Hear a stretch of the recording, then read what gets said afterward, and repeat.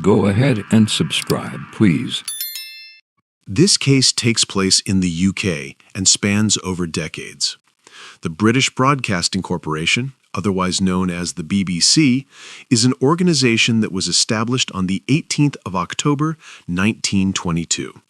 From its outset, the BBC claimed to want to inform, educate, and entertain. The corporation expanded rapidly through the 1930s. It established Broadcasting House in London as its headquarters and launched television services from 1936 onwards.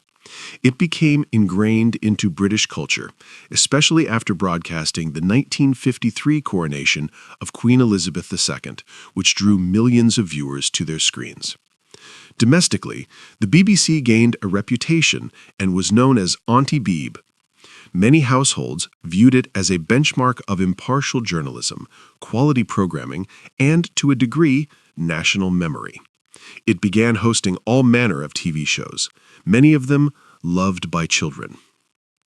In the modern era, the BBC's image as a pillar of British life began to fracture.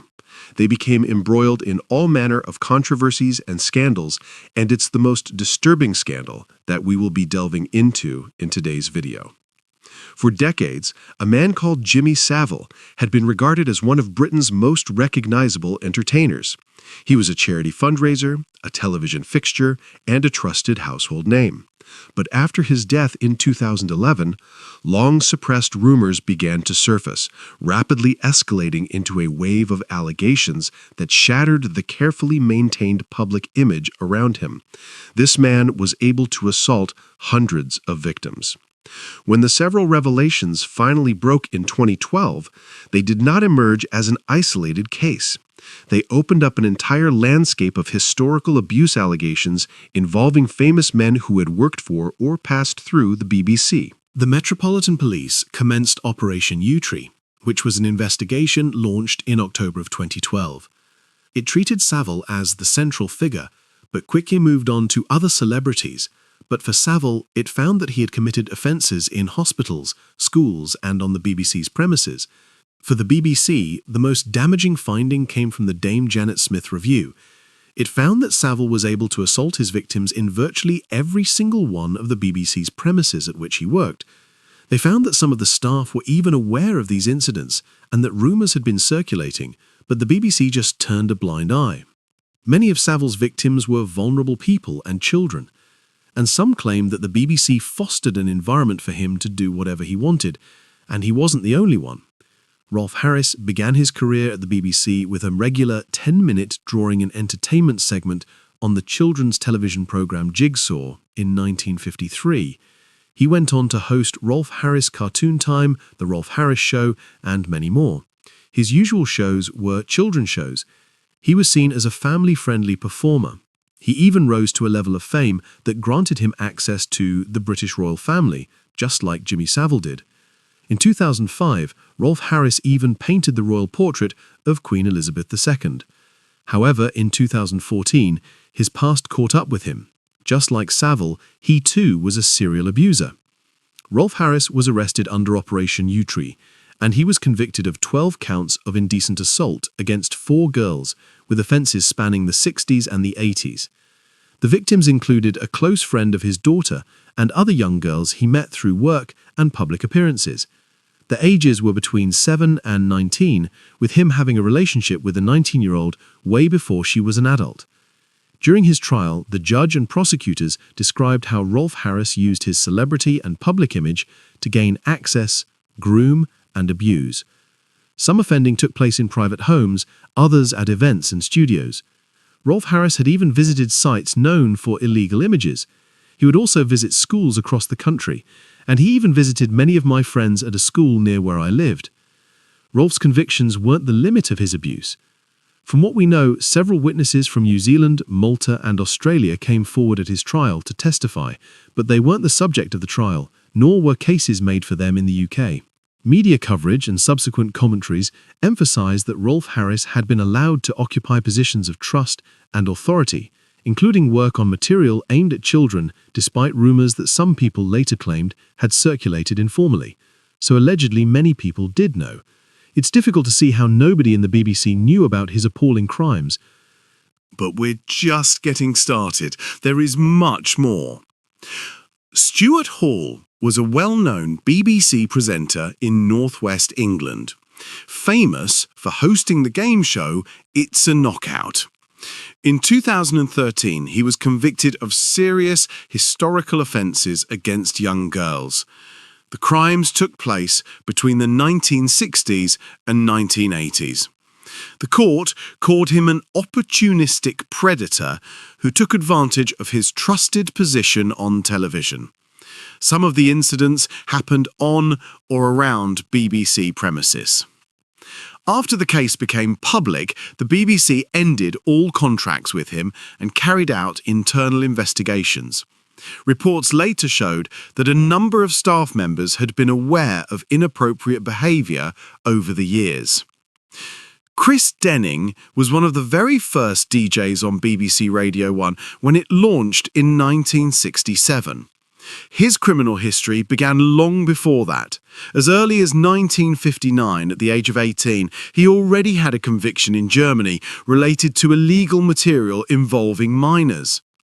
During his time at the BBC, he used his fame and access to music programmes and Top of the Pops to commit further offences. He received multiple convictions in the 1970s, 1980s and 1990s, serving several prison sentences. After release, he continued the pattern in different European countries. In 2014, as part of Operation U-Tree, he pleaded guilty to dozens of historical sexual offences against young boys spanning several decades, including his time at the BBC. He received a long prison sentence and died behind bars in 2022 at the age of 81. Jonathan King was a media figure who was intertwined with the BBC. He appeared as a guest presenter on BBC shows such as Top of the Pops and fronted the BBC series called Entertainment USA in the 1980s. He was a producer on the song Hooked on a Feeling. He was the individual responsible for adding the Ooga Chaka in the intro, which can be heard in movies like Reservoir Dogs and Guardians of the Galaxy.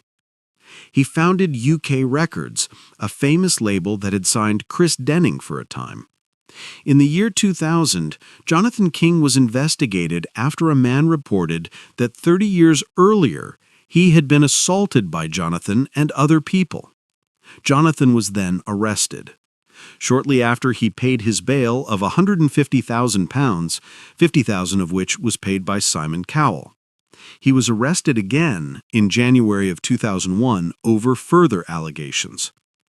In total, 27 men told the police that Jonathan had assaulted them between 1969 and 1989, and officers found photographs of teenagers at his home.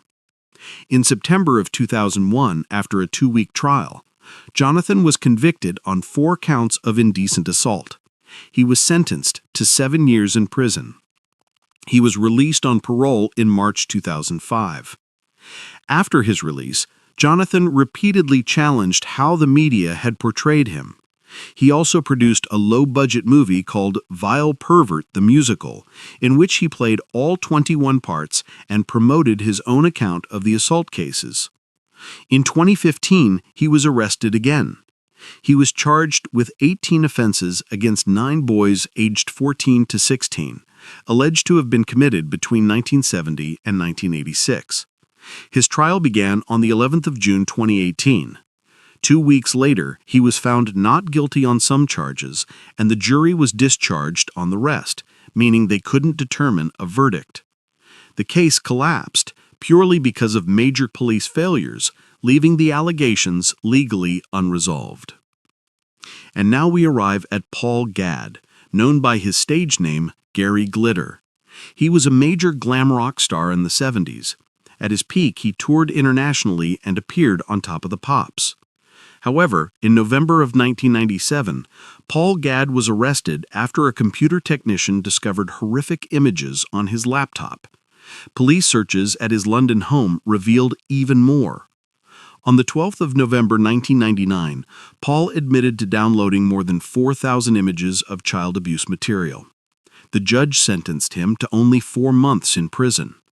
After he was released in January 2000, he left the UK and began living under a false name in Spain before moving to Cuba, Cambodia, and then later Vietnam.